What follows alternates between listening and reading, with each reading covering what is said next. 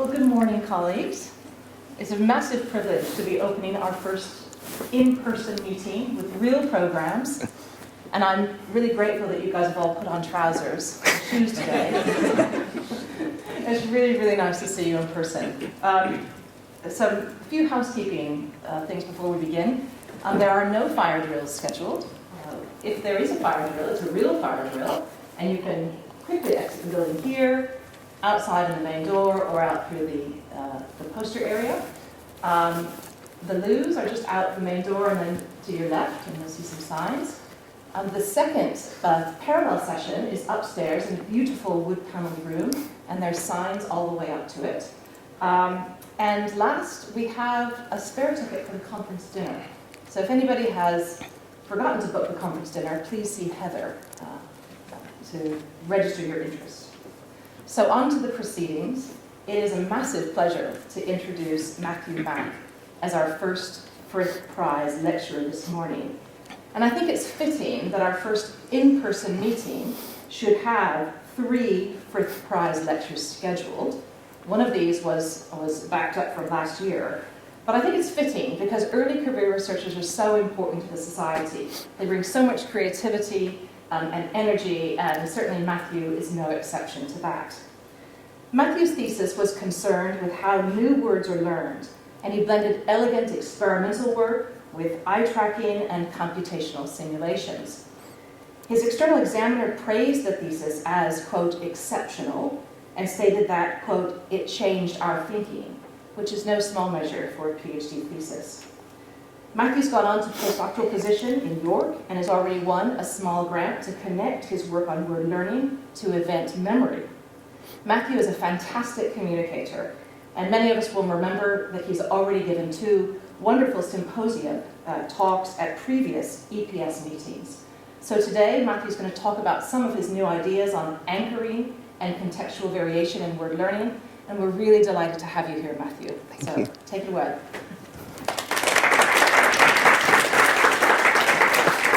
Thank you, Kathy, for the wonderful introduction.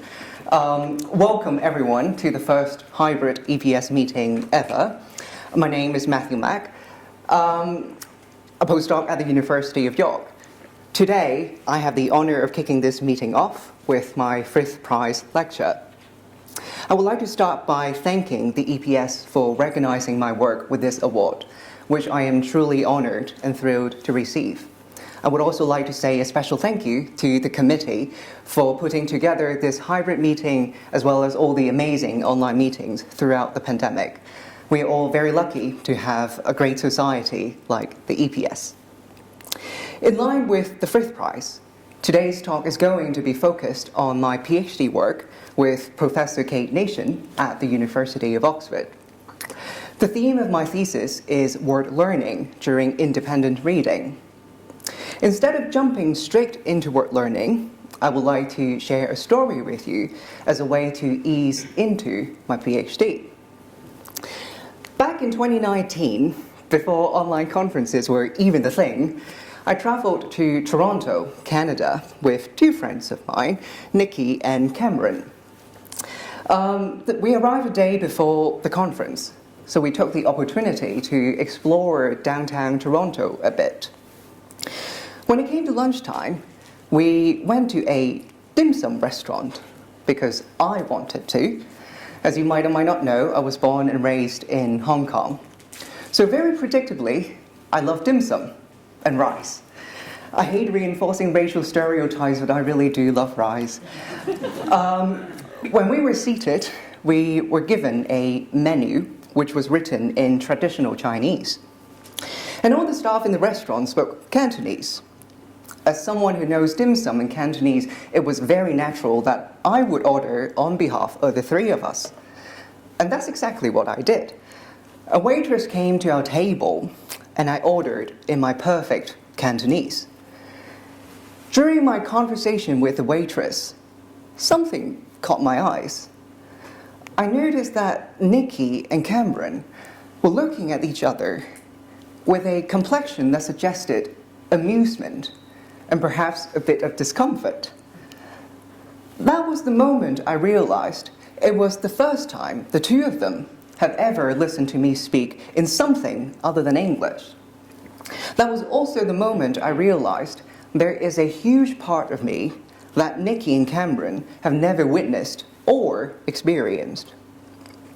So, this incident makes me wonder, what does it mean to know a person? If you want to know me, for instance, you probably need to experience me in different contexts, because I most certainly will act and behave differently according to the context I am in. So for instance, if Nikki and Cameron have never visited this dim sum place with me, they would have never heard me speak in an alien language or my Cantonese specific voice. I guess what I'm trying to convey with this anecdote here today is that if you want to know a person, it is very important to experience them in different contexts, because you might be able to learn something new about them. And now, this brings me to my PhD, which is concerned with word learning. And you might be wondering, how on earth does my story have anything to do with word learning? Well, for a second, I want you to consider, what does it mean to know a word? In the case of knowing a person, experiencing them in many different contexts should help you gain richer and deeper knowledge about this person. Does this also apply to words? In the case of words, it might not be this kind of physical context. Instead, it might be the linguistic context in which a word appears. Let's say there are two words, word A and word B. They have been experienced the same number of times, but word A is experienced in multiple different contexts and genres, while word B is experienced in one restricted context. If context really matters in determining how well we know a word, it predicts that word A should have a richer and perhaps a more accessible mental representation than word B. This proposition was formalized in Cade's lexical legacy hypothesis. One key area of research supporting this hypothesis comes from studies that use corpus analysis to estimate how diverse a word's contextual environment is. There are various approaches to this estimation, and there is no consensus as to which is the best. One commonality, though, is that they use a language corpus, like the British National Corpus, and they look at the distribution of a word in natural language. And this distribution of statistics is used to predict lexical processing, such as how fast a word is recognized. Here, let me give you a more concrete example. Consider the words predicament and perjury. For perjury, it usually appears in documents about the law or crimes. In contrast, documents that contain predicament are usually more diverse in terms of their topics. Some articles might be about finance, politics, or sports. This suggests that predicament is usually experienced in more semantically diverse contexts. By encountering all these contexts, it should help enrich your knowledge for this word, because each context introduces a different nuance to the word. To capture this kind of semantic variability in context, Hoffman and colleagues devised a measure called semantic diversity. Using latent semantic analysis, they compared how similar a large set of documents is in terms of their topics, allowing them to obtain a semantic diversity value for every word in the corpus. According to the analysis, predicament is higher in semantic diversity than perjury, and it is inferred that the higher the value, the more diverse the word's contextual environment. Then, in order to understand how semantic diversity influences lexical processing, Hoffman and Williams asked a bunch of British undergrads to do a lexical decision task. where they decided, for example, whether predicament and perjury are real words or not. Their study reported that words high in semantic diversity, such as predicament, were identified with greater efficiency than those low in semantic diversity. And importantly, the effect of diversity goes above and beyond the effect of frequency, suggesting that the nature of the context in which a word has been experienced affects lexical assets, not just how many times a word has been encountered. In most previous studies, such as Hoffman and Mullen's Shao and Nation, they obtained diversity values for a lot of words based on corpus analysis. And they used this value to study how diversity may influence lexical processing. This kind of evidence is correlational in nature, and it is important to note that diversity naturally co-varies with a lot of lexical variables, such as frequency and concreteness. So, what needs to be done? If we wish to get a clearer sense of how diversity in context influences lexical processing, it would be very important to study the effect of diversity prospectively, perhaps in a learning experiment where we have absolute control over the word's contextual environment and frequency. In light of this, my thesis set out to investigate the influence of contextual diversity or variation on learning new words.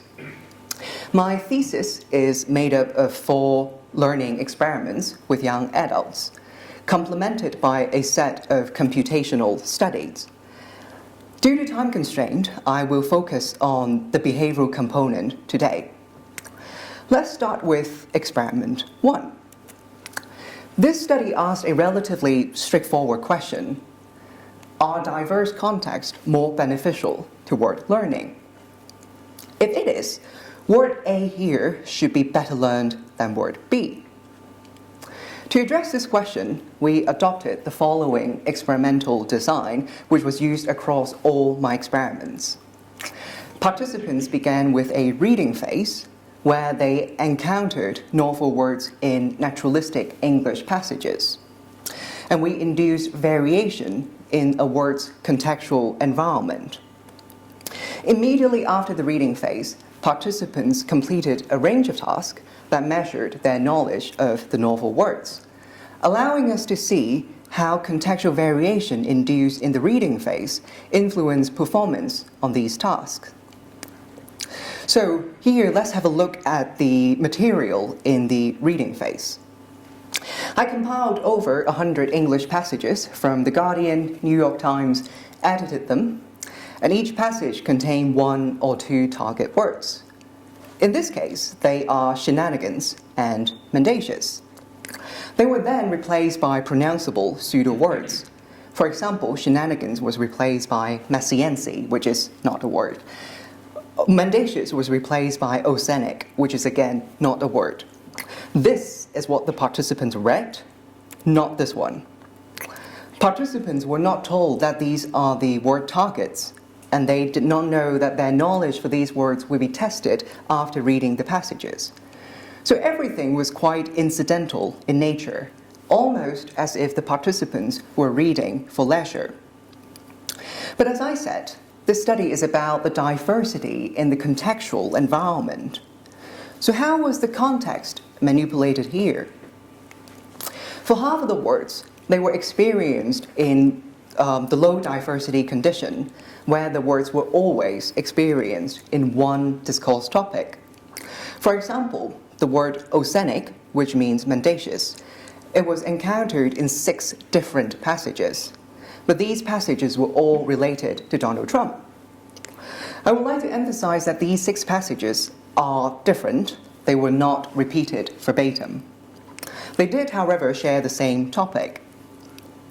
On the other hand, when a target word was assigned to the high diversity condition, they were associated with a different topic every time. So for example, oceanic in the high diversity condition was experienced in passages about Donald Trump, Nigel Farage, murder of Russian spies in Salisbury, so on and so forth. So the topics in this condition are very diverse. And the major goal of this experiment was to compare learning of the novel words in these two conditions and to see if greater contextual diversity is more beneficial to learning.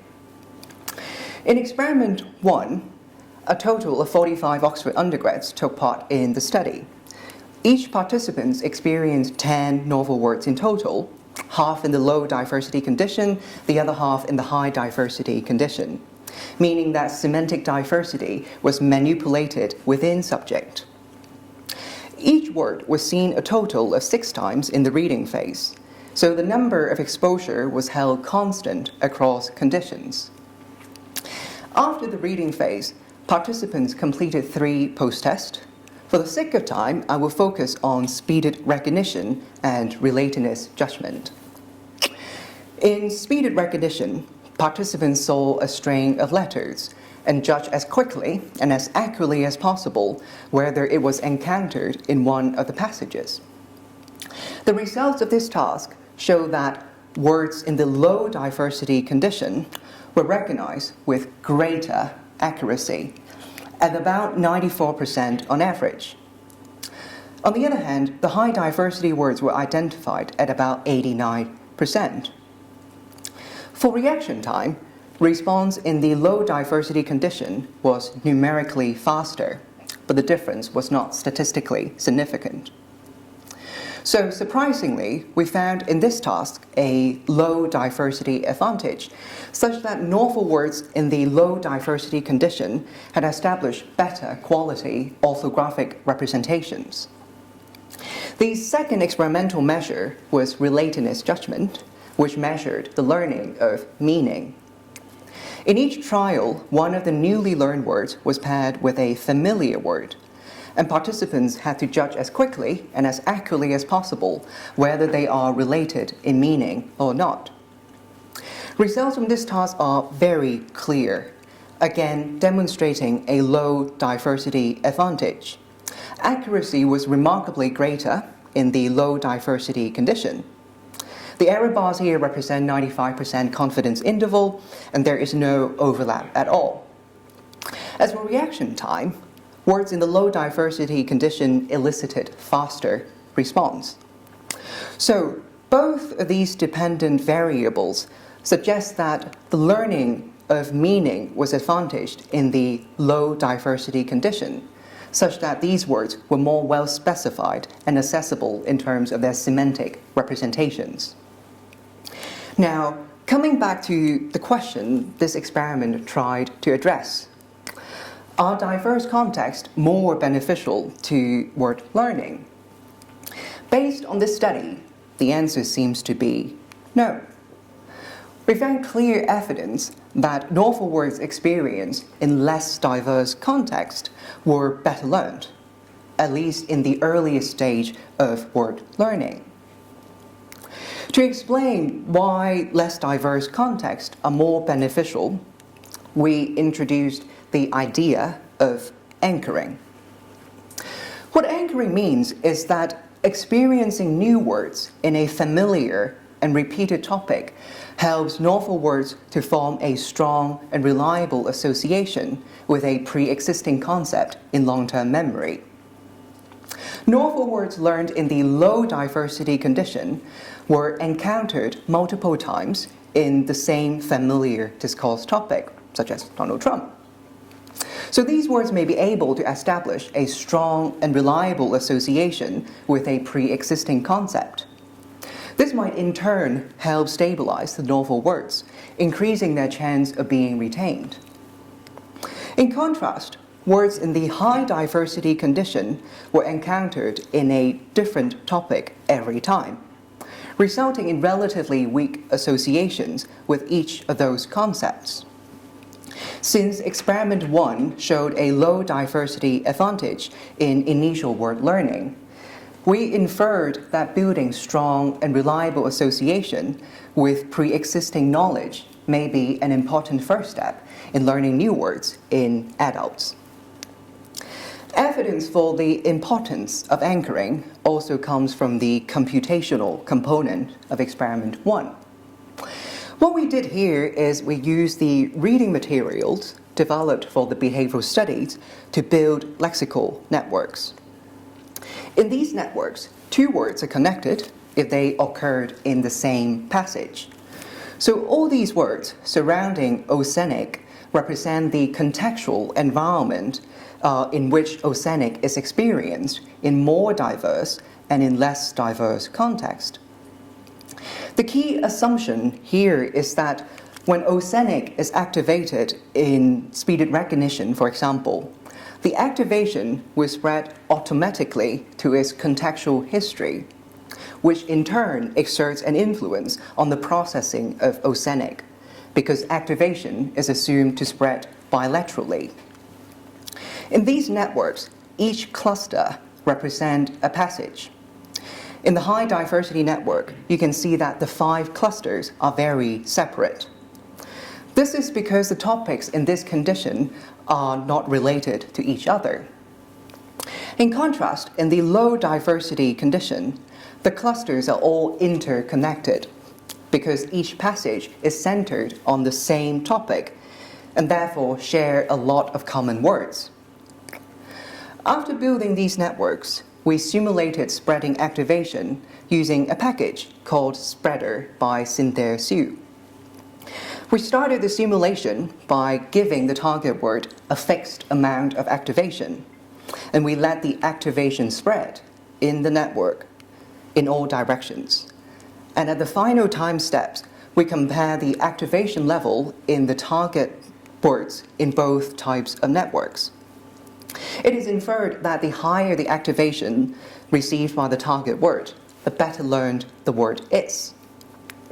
Results from this simulation show that activation of the target word is consistently higher in the low diversity networks. So this finding aligns very well with the behavioral data and suggests that a higher degree of clustering may help reinforce mental representation of the newly learned words.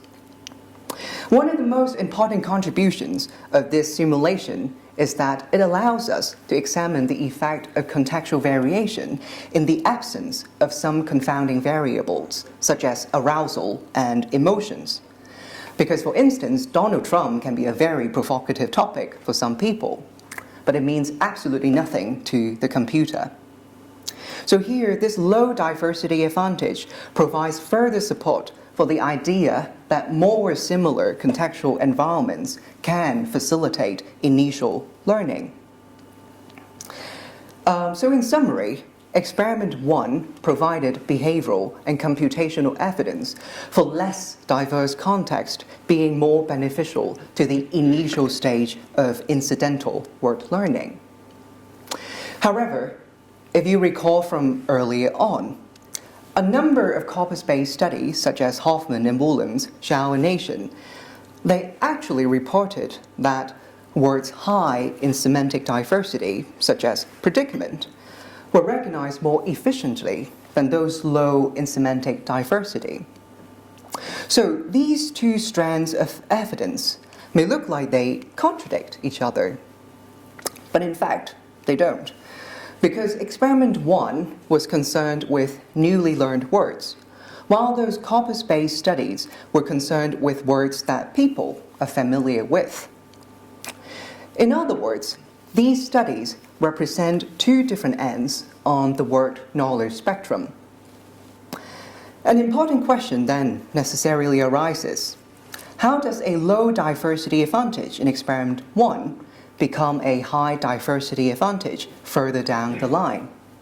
What is happening in the middle? And this brings us to experiment 2. Here we asked whether novel words that has been anchored will benefit from diverse context.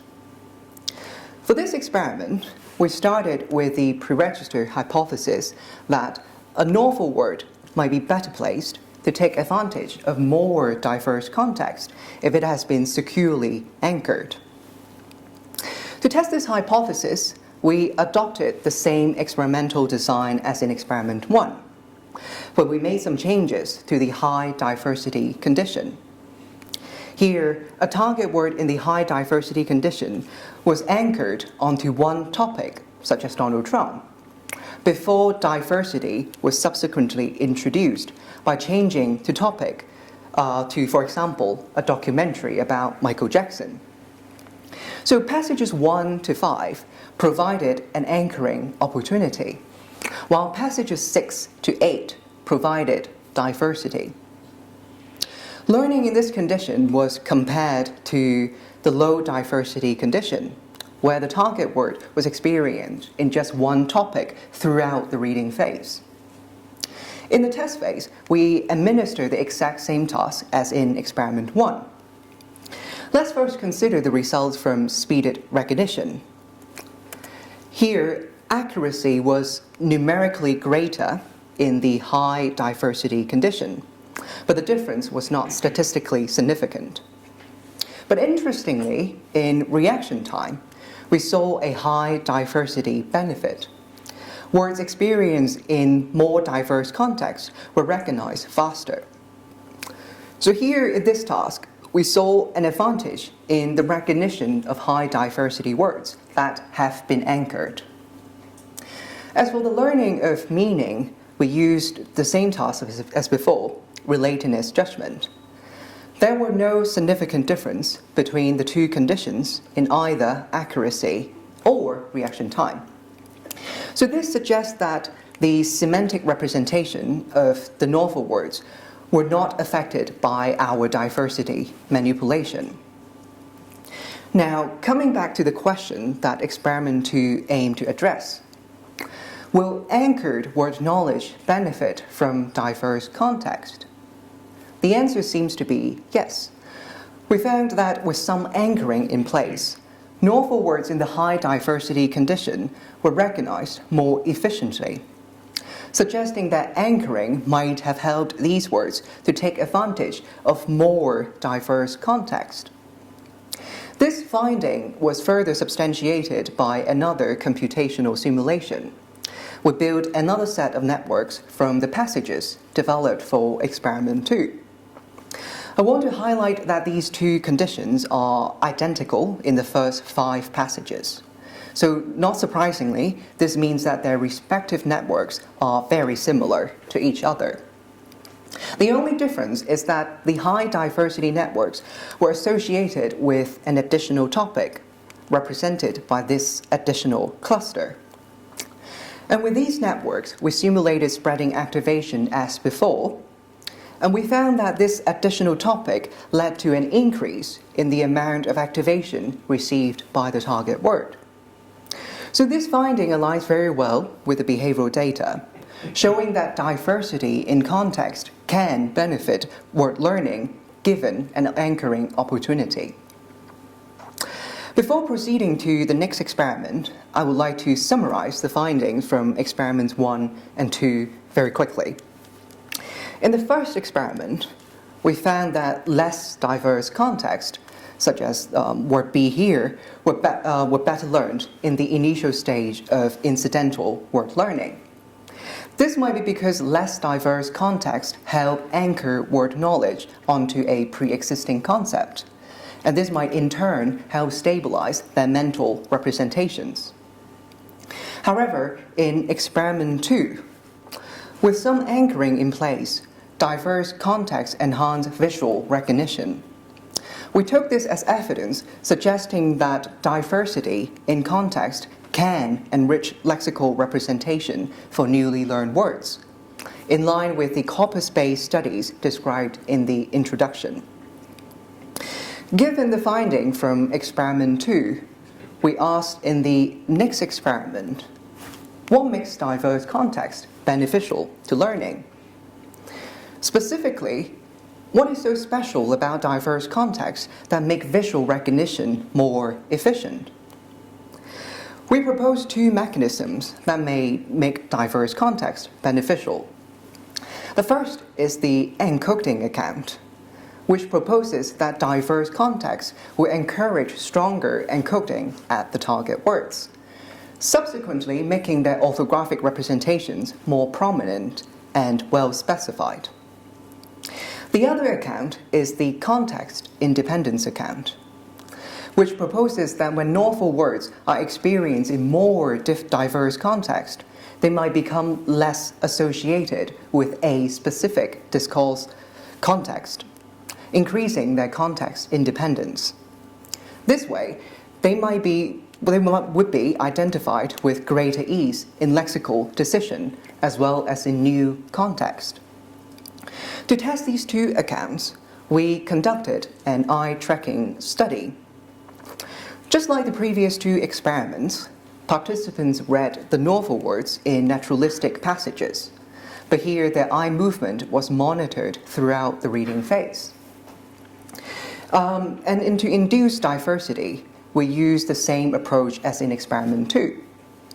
Novel words in the high diversity condition were first anchored to one topic before they were experienced in a different topic. And learning was compared to the low diversity condition, where a novel word was experienced in just one topic throughout the entire reading phase. Now, let's have a look at how this diversity manipulation influences the amount of reading time at the target words. Here, you can see that there is a gradual decline in the amount of reading time at the target word. This was expected, no surprise here, because the more familiar you are with a new word, the less time you spend on processing that word. In block 1, all the novel words, regardless of their condition, were experienced in just one topic. So not surprisingly, there was no difference between conditions in reading time. However, in block 2, there was a change in topic for target words in the high diversity condition. When the topic changed, the total reading time increased significantly.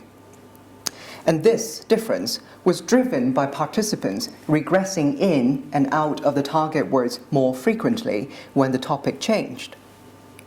This finding suggests that readers spend more time and perhaps more cognitive effort trying to integrate the novel words into the discourse topic when the topic changed to something else.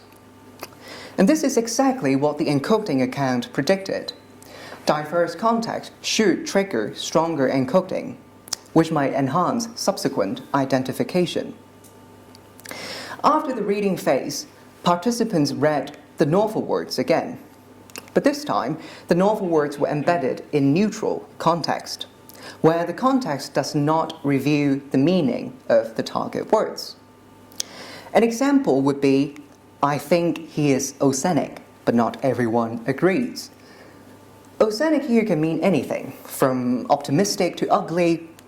So, if a target word has gained greater context independence from the reading phase as a result of being experienced in more diverse context, they should be integrated into this kind of neutral context more easily. And this is what we found from these neutral sentences. Readers fixated on the high diversity target words for a shorter period of time, represented by this solid line. This suggests that words that have been experienced in more diverse context in the reading phase may be less associated with a specific context, allowing them to be integrated into neutral context more easily. Therefore, the finding from the neutral sentence phase provided empirical support for the context independence account. Finally, in the surprise test phase, we administered the same task as before. Here we replicated the main finding from experiment 2, again showing that novel words in the high diversity condition, which have been anchored, were advantaged in reaction time. To sum up, experiment 3 showed that diverse context can enrich lexical representations, perhaps by triggering stronger encoding and promoting greater context independence. Given these promising findings, a natural follow-up to Experiment 3 is another eye tracking study that can shed light on the relationship between these two accounts. However, COVID came in, just like a wrecking ball, messing up with everyone's research plan.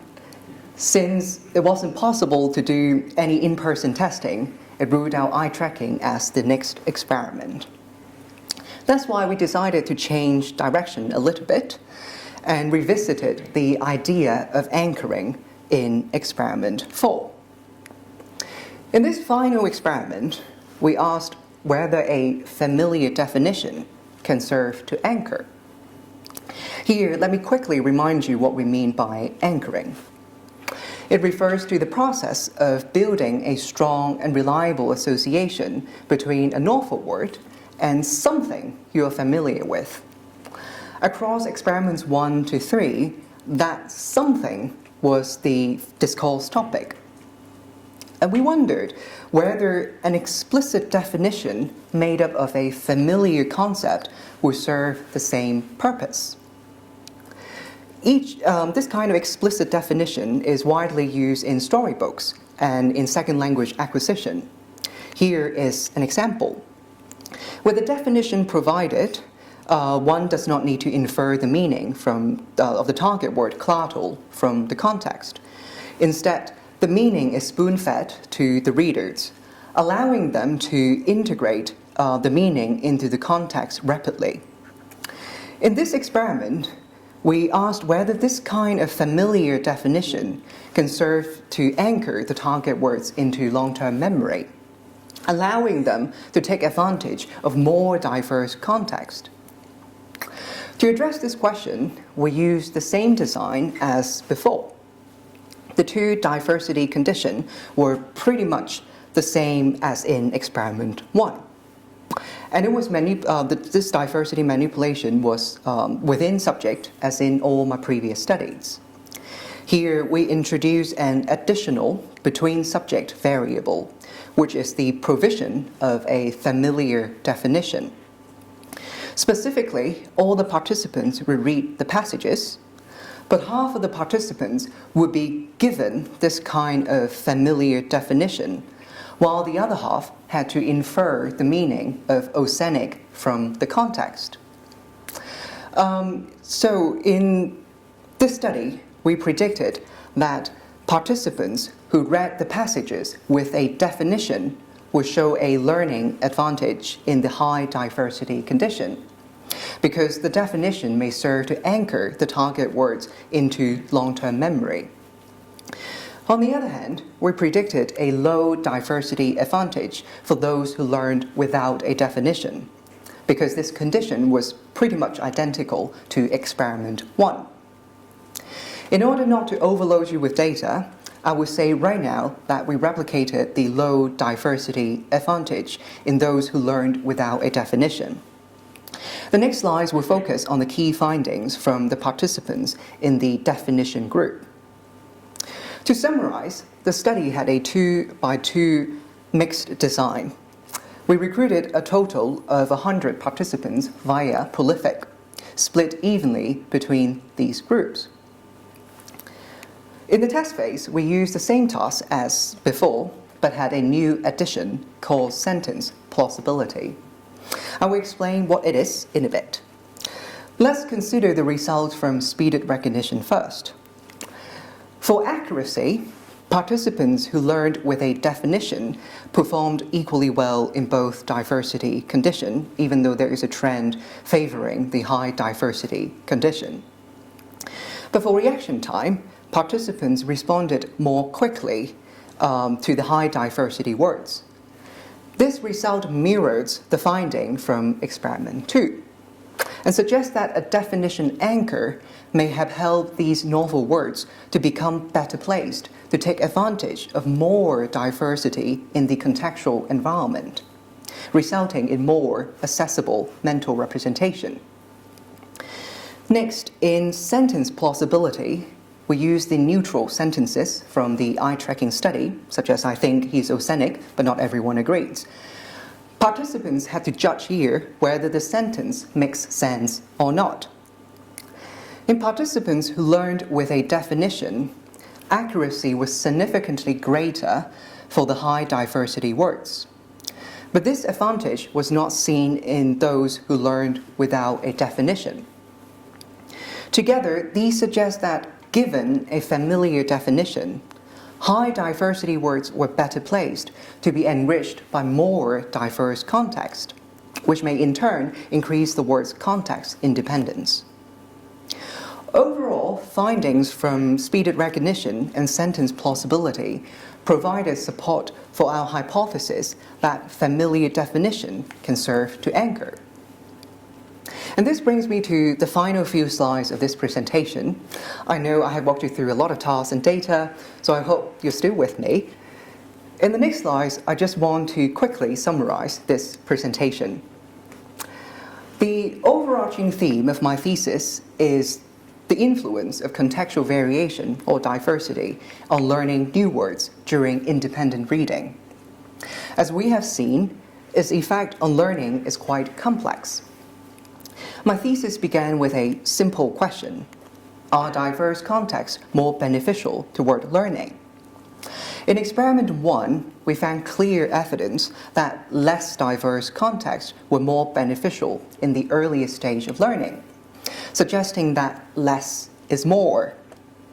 We attributed this finding to anchoring, which proposes that learning new words in a repeated and familiar topic helps stabilize the novel word's representations.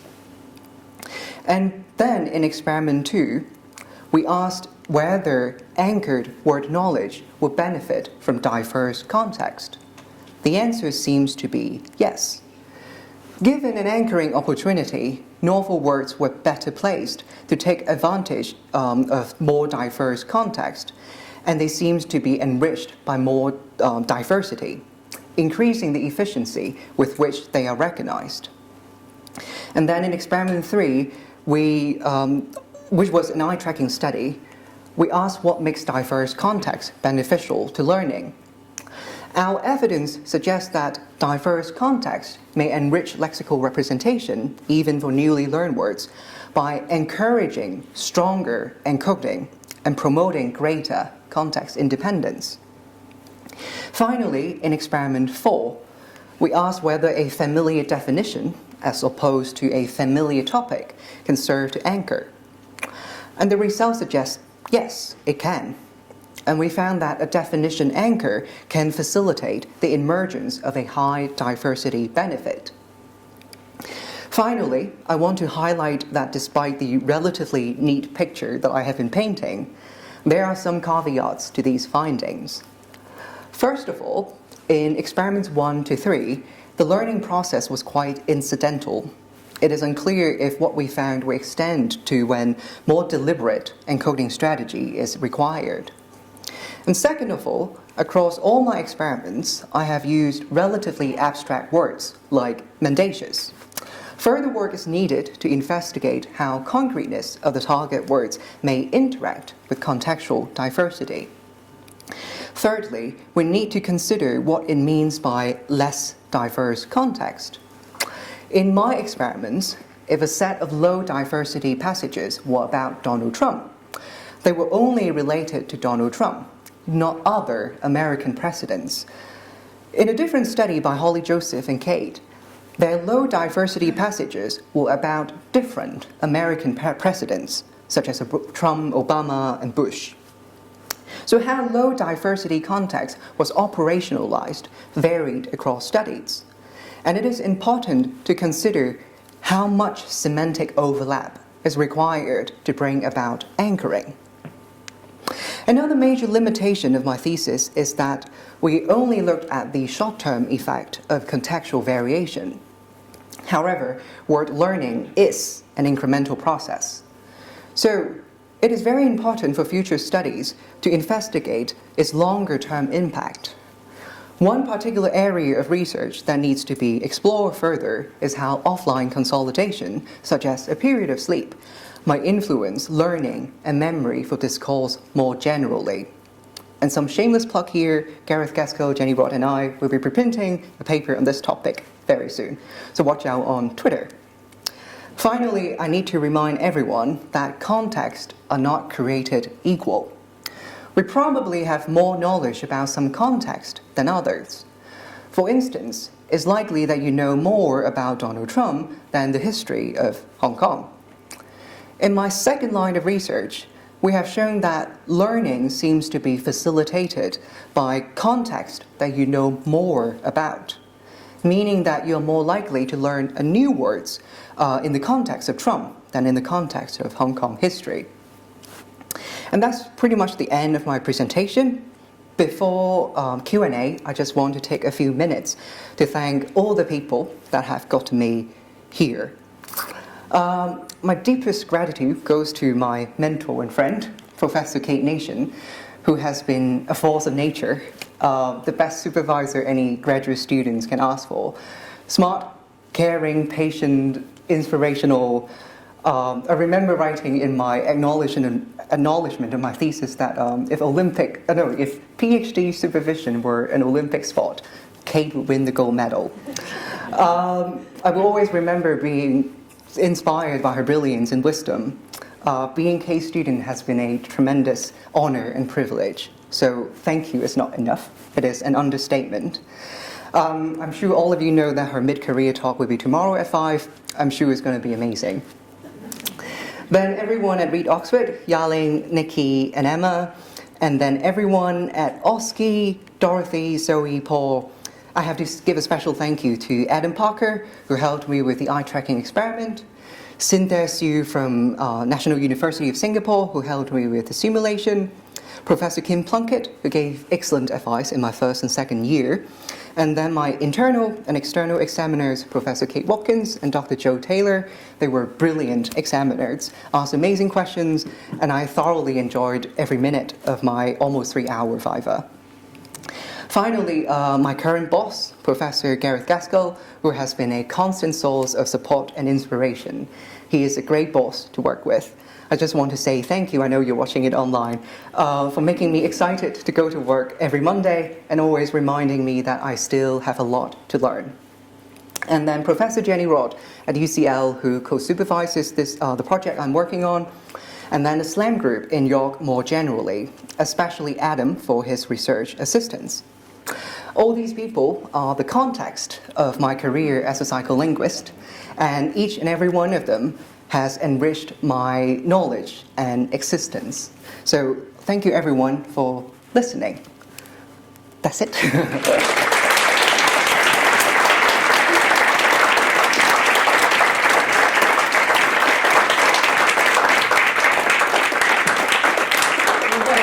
Thank you. Thank you very much, Matthew. I mean, it's clear just how much you've put into that talk, showing sort of just the elegant experimental designs, connecting it through the theory, and bringing it to real life. Thank you. Really, really a nice way to open the conference. Thanks.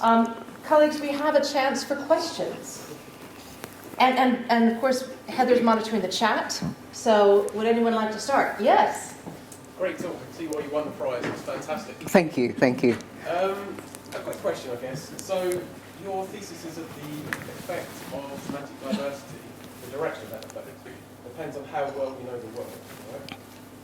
So Exactly. Is that exactly the same thing as anchoring?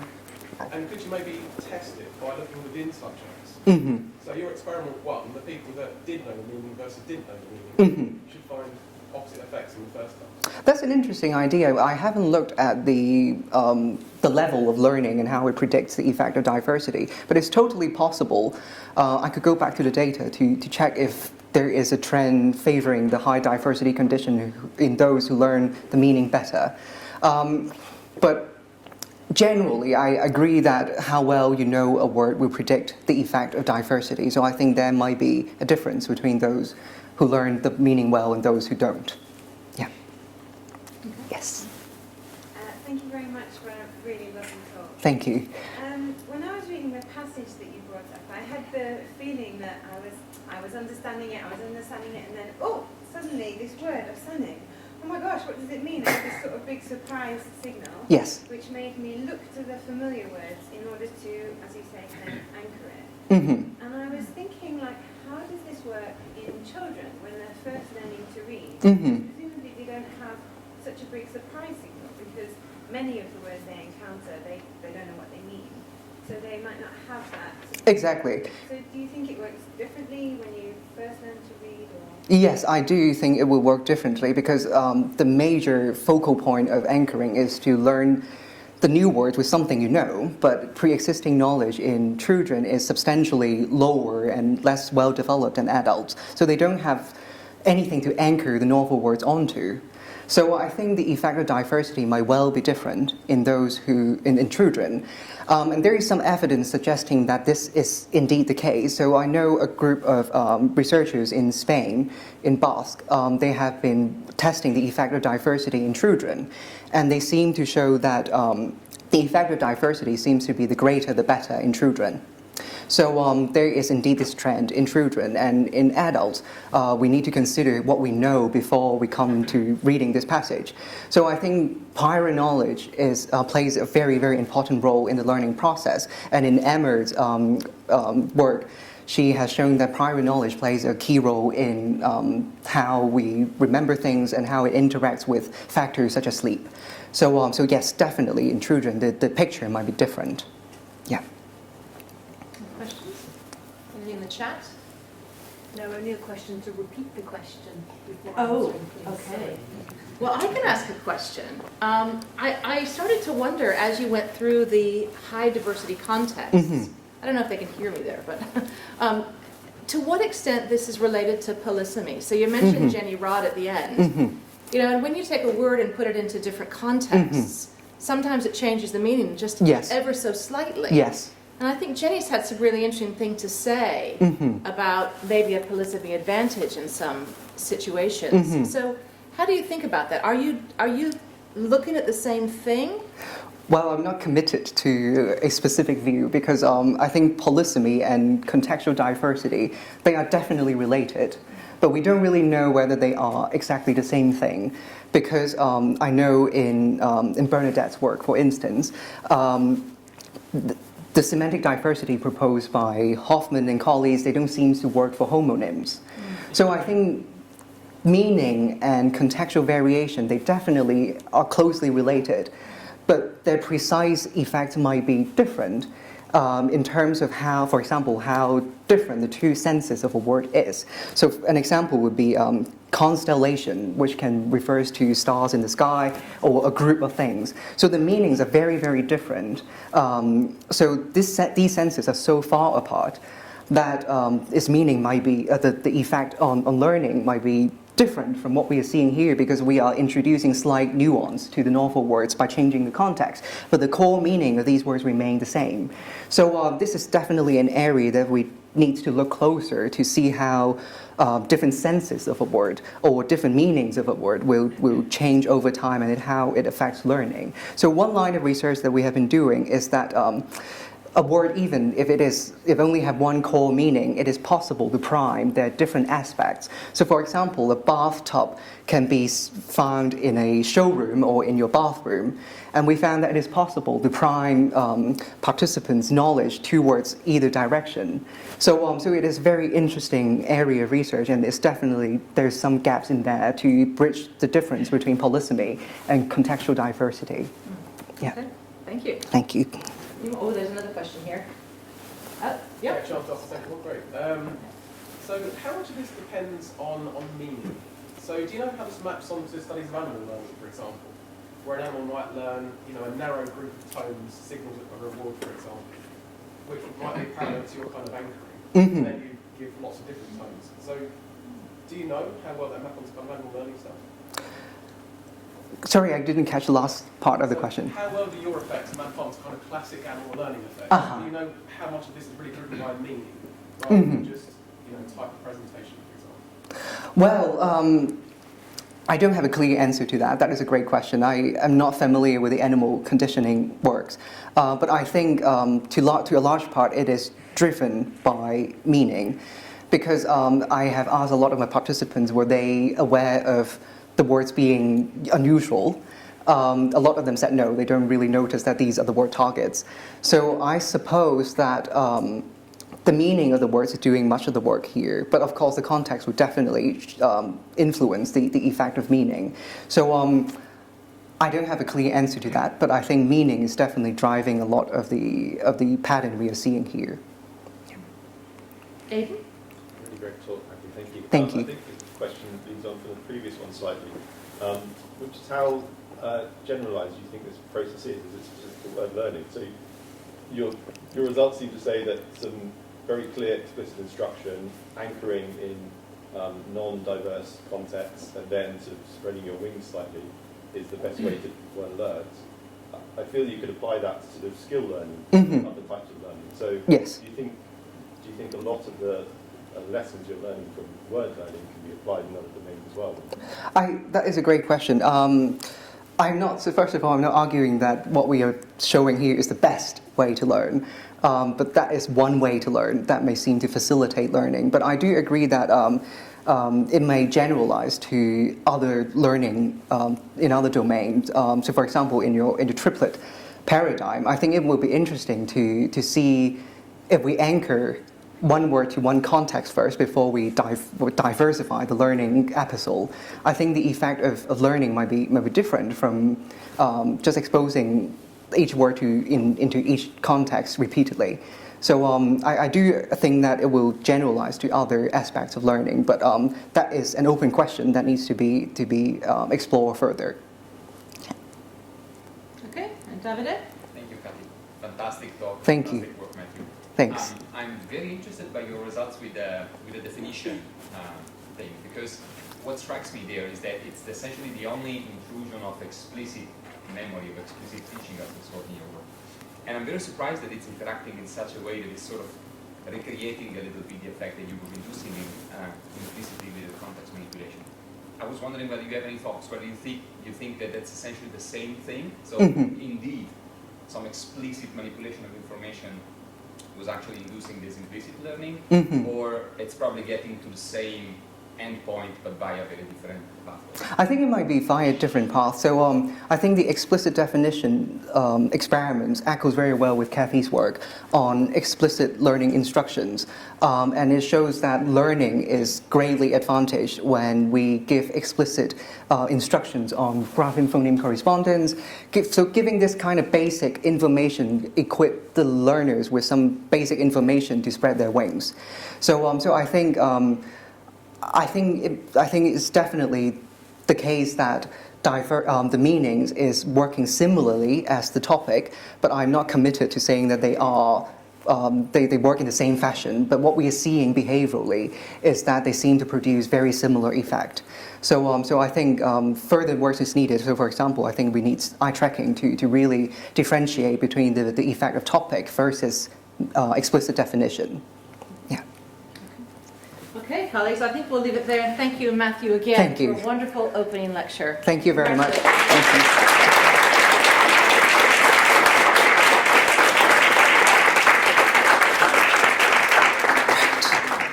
you. So, colleagues,